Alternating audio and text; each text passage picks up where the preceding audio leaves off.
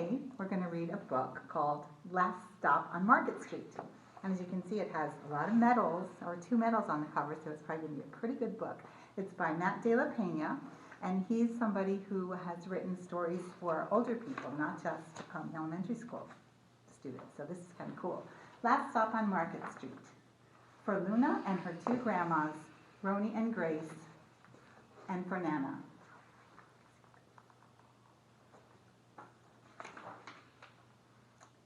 CJ pushed through the church doors, skipped down the steps. The outside air smelled like freedom, but it also smelled like rain, which freckled CJ's shirt and dripped down his nose. Which one's CJ? I think we'll have to wait and see. See if you can recognize him on the next page. Steps. Listening?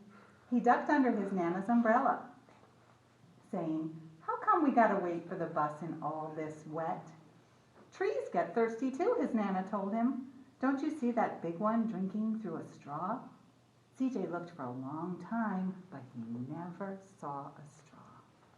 CJ has a yellow shirt. It's got cool stripes on it. From the bus stop, he watched water pool on flower petals, watched rain patter against the windshield of a nearby car. His friend Colby climbed in, gave CJ a wave, and drove off with his dad. "Nana, how come we don't got a car?"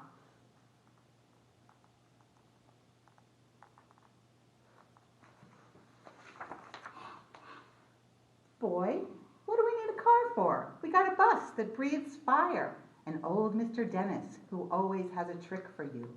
The bus creaked to a stop in front of them. It sighed and sagged, and the front doors swung open.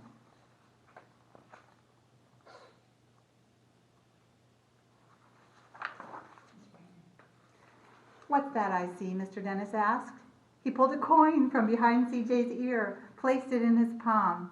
Nana laughed her deep laugh and pushed CJ along. They sat right up front. The man across the way was tuning a guitar. An old woman with curlers had butterflies in a jar. Nana gave everyone a great big smile and a good afternoon. She made sure CJ did the same.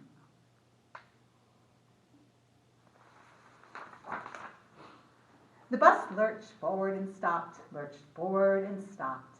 Nana hummed as she knit. "How come we always got to go here after church?" CJ said. "Miguel and Colby never have to go nowhere." "I feel sorry for those boys," she told them. "They'll never get a chance to meet Bobo or the sunglass man. And I hear Trixie got herself a brand new hat." CJ stared out the window, feeling sorry for himself. He watched cars zip by on either side, watched a group of boys hop curves on bikes.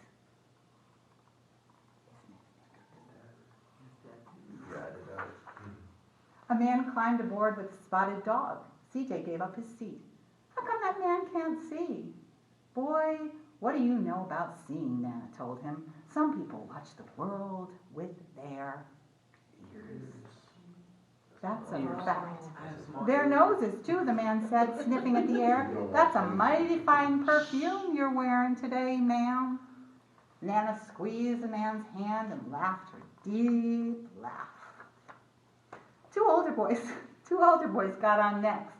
CJ watched as they moved on by and stood in the back. "Sure wish I had one of those," he said. Nana sat down her knitting. "What for?" "You got the real live thing sitting across from you. Why don't you ask the man if he'll play us a song?" CJ did. He didn't have to. The guitar player was already playing, plucking strings and beginning to sing. To feel the magic of music, the blind man whispered, "I like to close my eyes." Nana closed her eyes too. You can all close your eyes.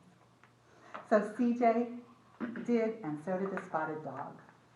And in the darkness, the rhythm lifted CJ out of the bus, out of the busy city. He saw sunset colors swirling all over crashing waves, saw a family of hawks slicing through the sky, saw the old woman's butterflies dancing free in the light of the moon. CJ's chest grew full, and he was lost in the sound, and the sound gave him the feeling of magic. The song ended, and CJ opened his eyes. Everyone on the bus clapped, even the boys in the back. Nana glanced at the coin in CJ's palm. CJ dropped it in the man's hat.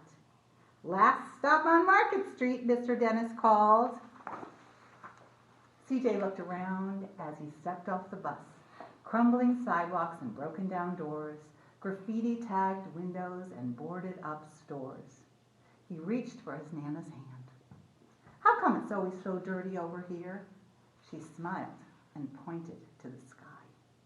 Sometimes, when you're surrounded by dirt, CJ, you're better witness for what's beautiful. CJ saw the perfect rainbow arcing over their soup kitchen. He wondered how his Nana always found beautiful wherever he never even thought to look. He looked all around them again, at the bus rounding the corner out of sight, and the broken street lamps still lit up bright, and the stray cat's shadows moving across the wall. When he spotted their familiar faces in the window, he said, "I'm glad we came."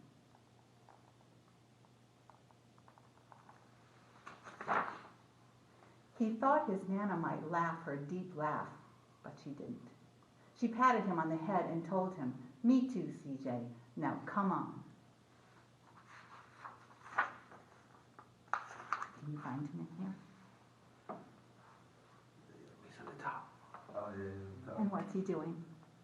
Helping. The servants. He's serving the people He's at the holding soup the- kitchen. Good job, CJ. Good job, CJ. What a nice ending. Thank you very much, man. And that's the end.